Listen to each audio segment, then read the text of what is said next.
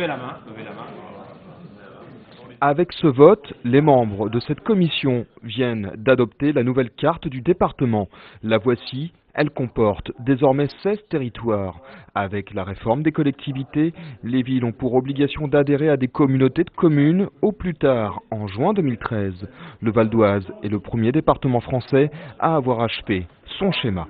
Plus aucune commune ne restera isolée, elle fera partie d'une intercommunalité et ça permettra au Val d'Oise, un département au dynamisme démographique que vous connaissez, situé dans la Grande Couronne, de pouvoir certainement mener à bien, dans de meilleures conditions, tous les grands projets qui vont se développer dans les prochaines années.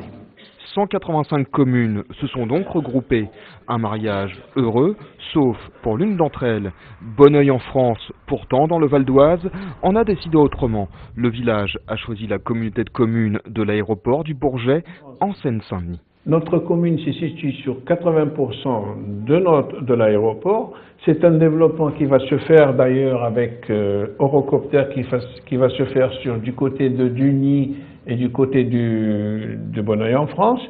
Un rapprochement avec des villes du 93 pour son développement, c'est l'argument de Jean-Luc Arca. Avec le Bourget implanté dans sa commune, il a vu l'arrivée d'entreprises comme Dassault, Géodis et bientôt Eurocopter.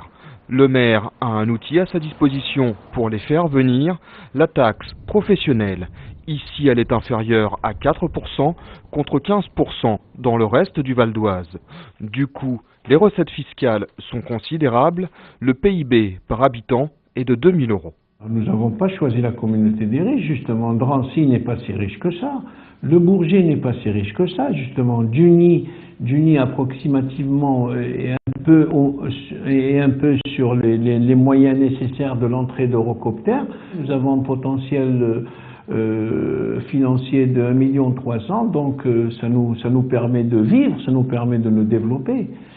Les élus auraient préféré voir Bonneuil dans l'agglomération de l'Est du Val d'Oise, normal quand on connaît le potentiel fiscal de cette petite commune de 713 habitants. Les négociations ne sont pas terminées.